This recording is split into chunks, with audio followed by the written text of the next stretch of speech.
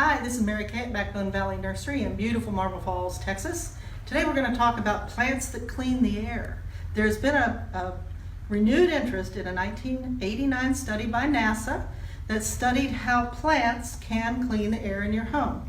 It's called phytoremediation, and it's not something that hasn't been around for a long time. It just has resurfaced as a way to purify the air in your home. So NASA studied some of the most common houseplants because they were the most available, and they were found to eliminate VOCs, which are volatile organic compounds such as formaldehyde, benzene, and trichloral something. Anyway, these are compounds that are released by painting, putting down new carpet, just some of the furniture in your home, or building materials that have pressed wood in it with certain compounds in it. And plants can do this in the air, they can do it in the soil, and they can do it in water as well. But in the house, what they found was the English ivy that they tested was the most efficient at filtering these compounds out of the air. One of the other more efficient ones was the Boston fern over here. The snake plant back here, which we also know as Sansevieria, was known to do kind of an opposite thing. During the day, most plants are taking in carbon dioxide and giving off oxygen. Well, the Sansevieria or snake plant does this at night. So it's actually taking in carbon dioxide and giving off oxygen. So at nighttime, if you have these in your home, you'll have more oxygen in your home. Another plant that I found was very interesting was the Pothos ivy. This is one of my favorites. I have several in my home. It was found to remediate mold.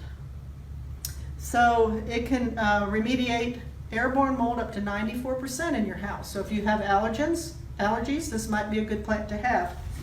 They suggested putting about 1 plant to 2 plants in a 10 to 12 inch pot per 100 square feet in your home to help remediate the compounds found in your home. If you are undergoing a renovation, you might want to increase that. Well, I have plants all over my home, and really the ones we carry here at the nursery are quite easy to care for. And if you have any questions at all about caring for them, I suggest you come in and talk to me or one of our other staff members. The snake plant, for instance, I water mine once a month. Now, I always recommend double potting your plants. That means keeping them in plastic pots, setting them down in your decorative pot so that you can take them out to water them. This is always the very best thing to do. Most of these plants require very little care.